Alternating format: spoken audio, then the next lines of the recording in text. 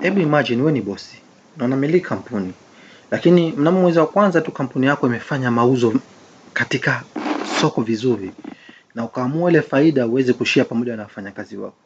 Kwa hiyo utafanya vipi? Manake kila mfanyakazi unahitaji umpe 20% ya bonus kutokana na mshahara wake. Kwa hiyo kupitia Chama's Education tumeandaa hiyo program ili iweze kusaidia kwa rahisi. Kwa mfano kama hapa tayari tumeshaandaa jadwali. Katika jadwali kuna employee name, kuna department, salary na bonus. Katika employee name kuna wafanyakazi na department zao, lakini kuna sehemu inaonyesha mshahara wao, alafu unaweka na sehemu ya bonus. Kwa hiyo ukija katika sehemu ya bonus hapo utaandika sawa sawa.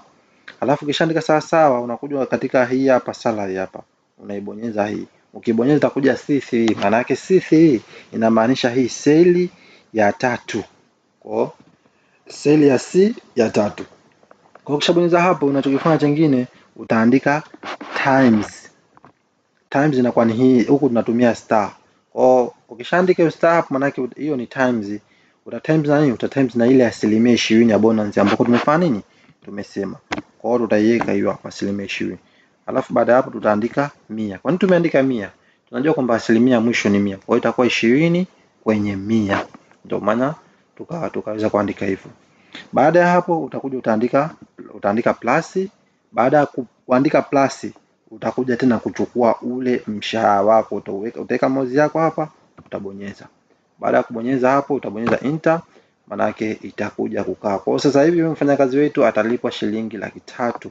Kumbuka ilikuwa alipwe 250,000, lakini kutokana na bonus ya 20% atakuwa na mshahara 300,000. Baada ya kumfanyia yule mmoja, huna haja na wengine wa kuwafanyia hivyo. Unachotakiwa ufanye, unachukua ile mouse yako, unaiweka vizuri pale, alafu na scroll down mpaka chini, walobakia wote wanajijaza automatic. Kwa unakuta hapa kila mmoja mshahara wake umeongezeka kutokana na asilimia, kutokana na bonus ya 20% mshahara wake umeongezeka. Lakini sio hilo tu. Unatakiwa pia uchukulie mfano kama wewe ni mfanyabiashara na unamiliki kampuni, na kampuni unaomiliki ni ya uzaji wa vifaa. Kwa hiyo ukaamua kwamba kila mfanyakazi wako utamlipa shilingi 10,000 ya Kitanzania. Mshahara wake utakuwa mzuri kutokana na mauzo atakayouza. Kwa hiyo mfano kama sisi tunauza laptop. Kwa hiyo huyo ameuza laptop 3, maana yake mshahara wake utaongezeka kutokana na laptop 3. Huyo ameuza 15 utaongezeka kutokana na laptop hizo 15, na huyo laptop 9 hivyo hivyo. Kwa hiyo tuje katika total bonus tujue. Je, total bonus akiwa ameuza laptop 3 atatakiwa apate asilimia ngapi? Akiwa ameuza laptop 9 atatakiwa apate asilimia ngapi? Laptop 5 asilimia ngapi? Tunachokifanya hapo sasa ili tuweze kujua kwamba huyu anatakiwa sasa hapa apate asilimia hii hapa. Kwa hiyo unakuja hapo unabonyeza sawa sawa. Ukishabonyeza sawa sawa unakuja hapa kwenye hii B3, maana yake ni seli ya B na 3. Unakuja unaibonyeza hii kwenye mshahara. Ukishabonyeza hapo unakuja na times. Kumbuka huku times tumesema ni hii nyota ya star. Ni hiki star ndio times inayotumiwa huku. Baada ya kubonyeza hapo, kinachofuata sasa unachukua unaandika 3%. Sijui tumefahamiana. Kwa nini nimeandika 3?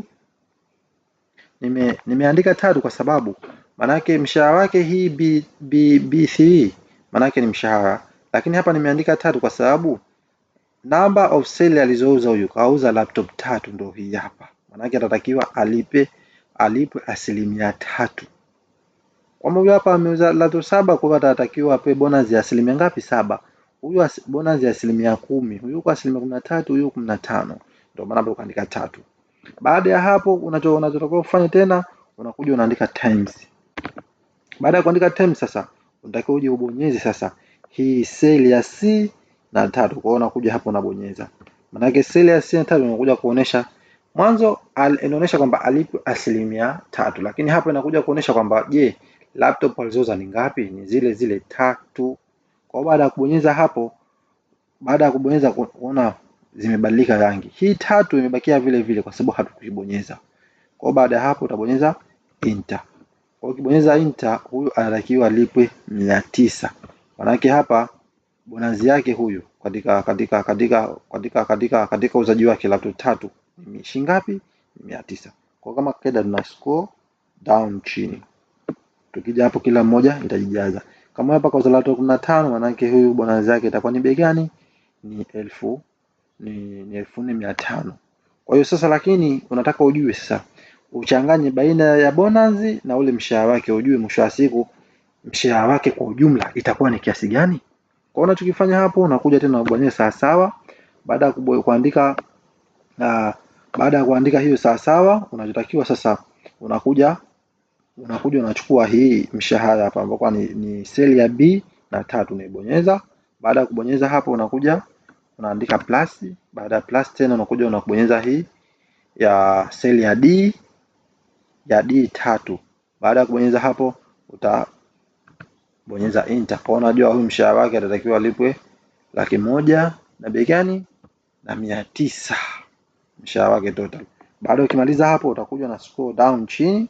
Ukisha scroll down chini, maana yake na wale wengine wote automatic watajijaza. Kwa huyu hapa atatakiwa alipo hiyo hapo, na huyu hapo hiyo hapo, na huyu hapa pia anatakiwa ongezewe. Mfano kama huyu hapa ameuza labda 15, mshahara wake ni 100,000, lakini anatakiwa alipo 100,000 na 4,500. Kumbuka, kama hauna uwezo wa kuweza kutumia Excel, basi nitafute DM ili nijue ni jinsi gani na kuweza kusaidia uweze kuimaster Excel katika vipengele vyote. Baada ya hapo, niseme tu karibuni sana katika Chamas Education. Usisahau kulike, lakini pia usisahau kutoa comment, lakini pia usisahau kushare na video ili watu wengine waweze kujifunza kupitia Chamas Education. Asante sana.